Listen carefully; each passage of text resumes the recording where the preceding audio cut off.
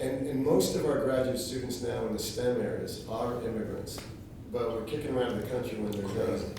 And we also have this issue for our defense electronics companies where they have no intake valve now of STEM graduates. And it's a critical issue for defense because a lot of the top graduates are not eligible, and those that are eligible to stay as U.S. citizens are they're being recruited by the Googles and Apples and startups. So there's no intake valve. And this has to change. So what do you think should happen, and what role can you play in it? Well, this is something I work closely with Daryl Issa and others, because here we go and we educate somebody in America that craves to be American. They get an engineering degree, and we tell them to go someplace else and compete against us. Right. Or if they want to stay here, then then the visas fill up in 2 days.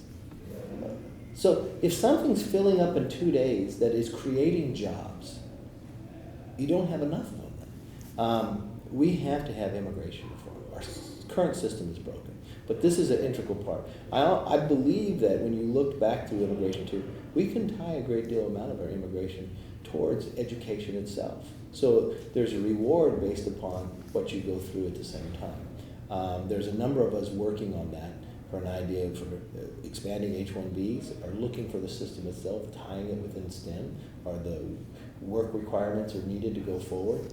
Because, we survive and stay ahead of other countries based upon our Constitution, based upon the idea that we're conceived in liberty and dedicated that everyone is free. Innovation and the rule of law are another 2 major factors that keep us ahead of other countries. So many times when I was growing up, you had another country rising up going to surpass America, right? It's the innovation that continued us to leap ahead of the others. Right? And it's in every walk of life, more so than you've ever had today.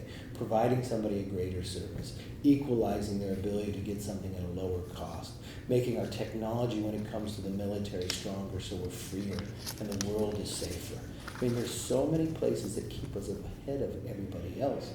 But the other thing about technology, other countries can grab it. And if they're embracing, people will find a place to go with it. And that's harmful to us overall. And the idea that someone craves to be American.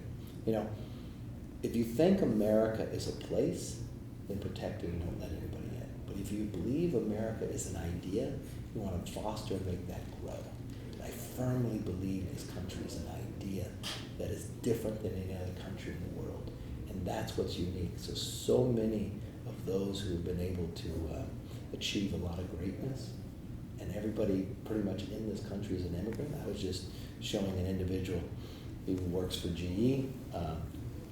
He's from Italy. I had my papers from my grandfather in 1914. He's 10 years old. Came here from Italy on the boat and went to Bridgeport, Connecticut for his father to work. And you know where he worked? In the GE factory.